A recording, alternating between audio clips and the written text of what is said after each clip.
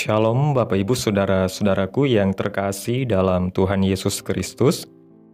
Selamat malam, salam sejahtera bagi kita semua, dimanapun saudara-saudara berada.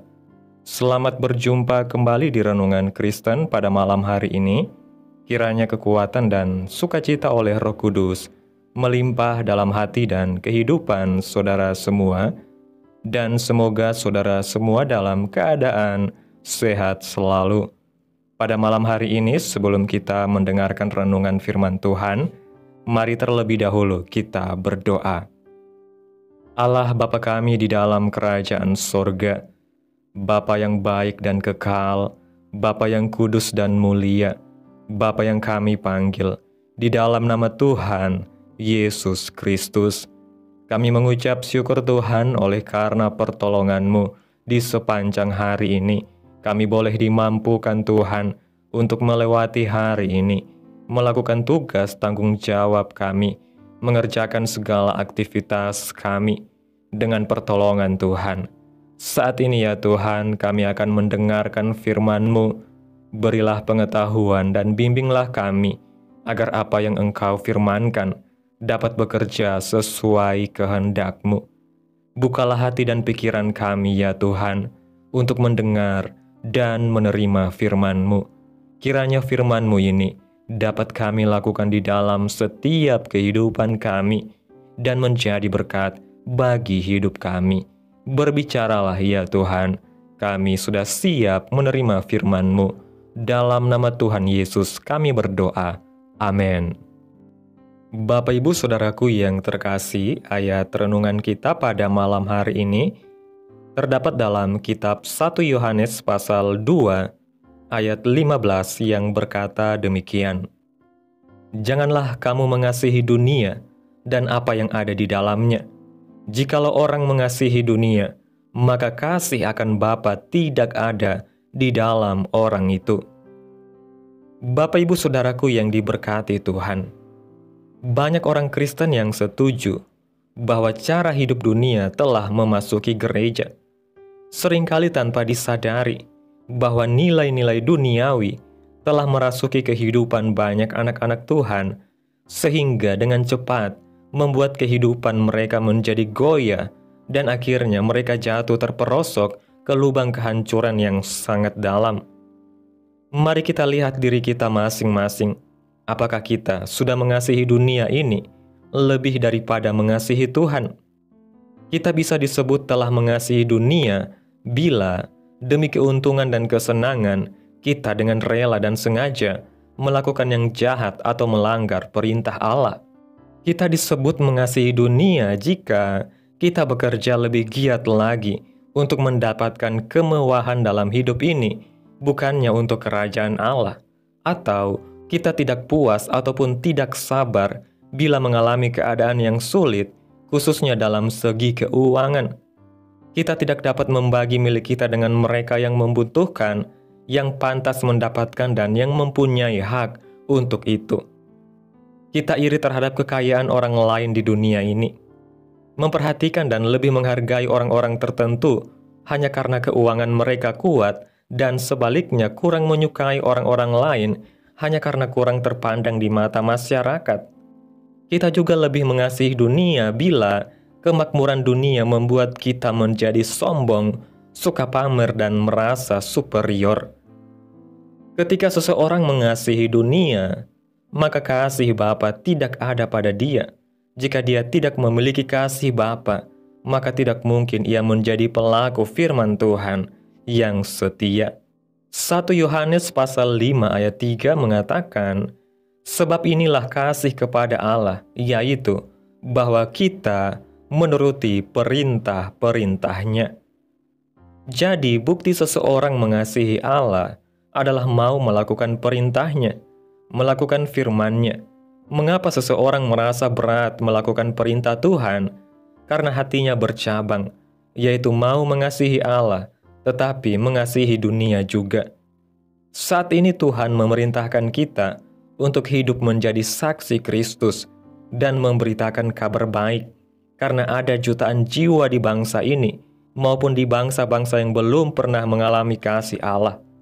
Tetapi, bagaimana seseorang dapat menjadi saksi Kristus kalau dia tidak menjadi pelaku firman Tuhan karena hatinya mengasihi dunia, dan seseorang yang hatinya mengasihi dunia tidak mungkin mempunyai semangat yang murni untuk memberitakan kabar baik agar orang lain mengalami kasih Allah dan diselamatkan. Bagaimana agar hati kita tidak mengasihi dunia, melainkan dipenuhi kasih kepada Allah? Kita harus ingat akan pengorbanan Yesus di kayu salib dan anugerahnya atas kita. Seharusnya kita sudah binasa karena dosa, tetapi Yesus datang ke dunia ini untuk menebus kita dari dosa dengan jalan naik lalu mati tergantung di atas kayu salib. Lalu oleh anugerahnya kita diampuni dan diselamatkan. Ingat kebaikan Tuhan atas hidup kita. Yang kedua, bagaimana supaya hati kita dipenuhi kasih kepada Allah, yaitu sangkal diri, pikul salib, dan bangun terus hubungan yang intim dengan Tuhan. Kita harus menyadari bahwa sejak menerima keselamatan dari Tuhan, maka status kita berbeda. Bukan lagi anak-anak dunia yang hidupnya dikuasai hawa nafsu dunia, melainkan anak-anak terang, warga kerajaan sorga. Maka gaya hidup kita harus juga berbeda, yaitu dengan menyalipkan hawa nafsu duniawi, serta terus menjaga keintiman dengan Tuhan, sehingga dipenuhi oleh kasih Allah. Ketika hati kita dipenuhi kasih kepada Allah, maka kita akan menjadi seorang pelaku firman Tuhan yang taat, sehingga kemuliaan Tuhan memenuhi hidup kita. Perubahan demi perubahan ke arah yang jauh lebih baik terjadi, dan hidup kita sebagai saksi Kristus akan semakin terpancar, serta bisa dilihat oleh semua orang.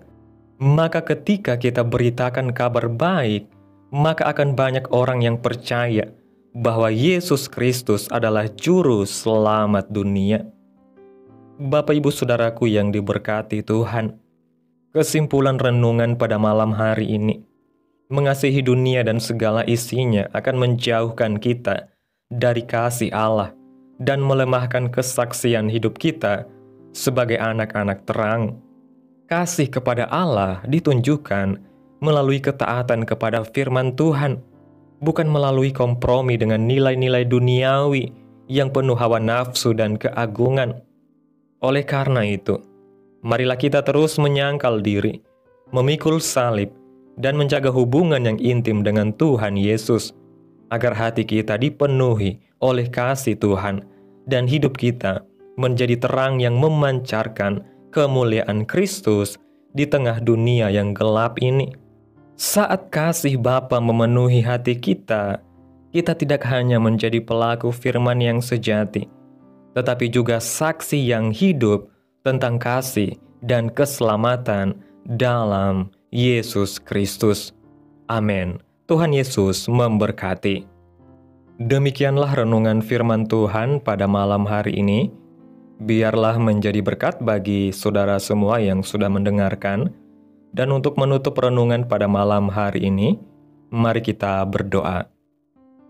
Terima kasih Bapa yang baik, Engkau Allah yang kudus dan mulia, Bapa di dalam kerajaan sorga, Bapa yang kami sembah, di dalam nama Tuhan Yesus Kristus. Kami bersyukur atas pertolongan-Mu, penyertaan-Mu, juga atas kasih dan berkat-Mu dalam hidup kami. Kami berbahagia dan bersyukur atas kebaikan Tuhan dalam hidup kami. Terima kasih Tuhan buat penyertaan-Mu di sepanjang hari yang telah kami lewati. Hingga pada malam hari ini, kami boleh bersyukur lagi di hadapan Tuhan melalui doa dan renungan pada malam hari ini. Terima kasih Tuhan Yesus buat kebenaran firman-Mu yang telah mengingatkan kami untuk lebih mengasihi Engkau dalam setiap kehidupan kami. Tolong kami agar tidak lagi mencintai dunia ini dan segala keinginan daging yang menyesatkan, melainkan ajarlah kami untuk mengasihi Engkau dengan segenap hati dan menjadi pelaku firman yang setia. Penuhi hati kami dengan kasih-Mu dan kuatkan kami untuk menyangkal diri setiap hari serta hidup hanya bagi Tuhan. Terima kasih Tuhan buat firman-Mu, tanamkan dalam hati kami, dan mampukan kami untuk dapat melakukan firman-Mu sesuai dengan kehendak-Mu. Biarlah perkataan firman-Mu terus menyegarkan jiwa kami, menghidupkan hati yang lemah dan lesu, dan membangkitkan harapan dan kasih. Berkati umat-Mu yang sudah mendengarkan firman-Mu hari ini. Berkati di setiap saat, tempat, dan kondisi hidup mereka, agar senantiasa selalu merindukan dan membutuhkan firman Tuhan sebagai pelita kebenaran yang memerdekakan dan penghiburan yang menguatkan. Ajarilah kami bahasa firman-Mu dan bimbinglah kami untuk selalu hidup sesuai kehendak-Mu, agar kami selalu dekat kepada-Mu. Kiranya Engkau terus memberkati kehidupan kami, keluarga kami, sanak saudara kami, daerah tempat tinggal kami, bangsa dan negara kami, pemerintah kami. Biarlah semuanya dalam perlindungan-Mu ya Tuhan, dan jadilah sesuai kehendak-Mu yang terbaik dalam kehidupan kami. Hamba berdoa ya Tuhan, buat umat-umat-Mu yang sudah mendengarkan renungan firman Tuhan pada malam hari ini, yang saat ini sedang mengalami sakit penyakit, pergumulan masalah, kebutuhan ekonomi. Kiranya Tuhan jamah kehidupan umat-umat-Mu. Tuhan sembuhkan sakit penyakit mereka. Tuhan pulihkan keadaan umat-umat-Mu, memberkati perekonomian mereka, serta Tuhan berikan jalan keluar dalam setiap pergumulan masalah yang umat-umat-Mu sedang hadapi. Dan ajarlah kami Tuhan untuk selalu berharap dan percaya sepenuhnya hanya kepada Tuhan Yesus. Pada malam hari ini ya Tuhan, kami akan beristirahat dalam tidur kami. Tutup bungkus kami oleh kuasa-Mu. Hindarkan kami dari segala kecelakaan, mara bahaya, sakit penyakit, orang-orang jahat, kuasa-kuasa kegelapan, iblis, bencana-bencana alam, hal-hal yang tidak kami inginkan. Tuhan singkirkan, Tuhan jauhkan, Tuhan hancurkan hanya di dalam nama Yesus. Kiranya Engkau sertai dan lindungi kami di sepanjang malam ini, sehingga kami boleh bangun besok pagi dengan tubuh yang sehat, kuat, serta diberkati Tuhan. Terima kasih Tuhan Yesus. Inilah yang menjadi doa kami. Mari kita berdoa. Bapa kami.